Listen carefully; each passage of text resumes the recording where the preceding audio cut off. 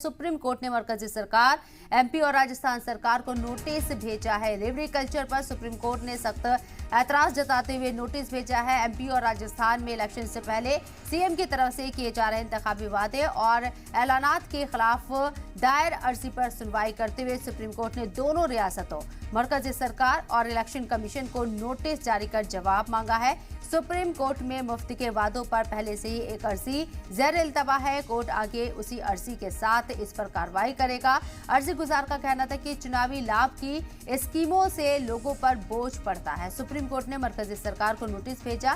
निर्वाचन आयोग को भी सुप्रीम कोर्ट का नोटिस जारी हुआ है, जिसमें एमपी राजस्थान सरकार को सुप्रीम कोर्ट का नोटिस जारी करते हुए इंतखाबी ऐलानात को लेकर यहां नोटिस भेजा गया है। चुनाव से पहले वादों पर कंट्रोल नहीं कर सकते।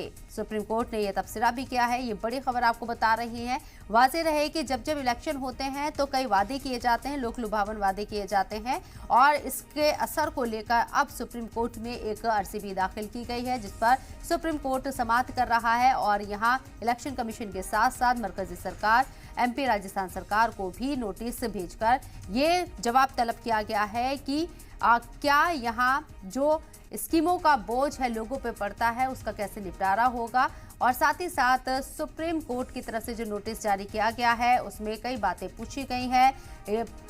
चुनाव से पहले वादों पर कंट्रोल नहीं कर सकते क्या, सुप्रीम कोर्ट के जरिए ये भी कहा गया है। नोटिस भेजा गया है। रेवड़ी कल्चर को लेकर कई इंतखाबी रैलियों में बयान भी सुनने को मिले हैं कि मुफ्त की रेवड़ी कल्चर को जो शुरू किया गया है उससे इलेक्शन के दौरान तो इन वादों को बोल दिया जाता है, प्रोमिसेस को कर दिया जाता है, लेकिन उसके बाद इसका जो असर है वो बजट के ऊपर पड़ता है, आम लोगों के ऊपर ही ये भार पड़ता हुआ नजर आता है और सरकारी खजाने को नुकसान होता है। सुप्रीम कोर्ट इस मामले की समाअत कर रहा है, लेकिन यहाँ रेवड़ी कल्चर पर सुप्रीम कोर्ट ने अब नोटिस तलब किया है।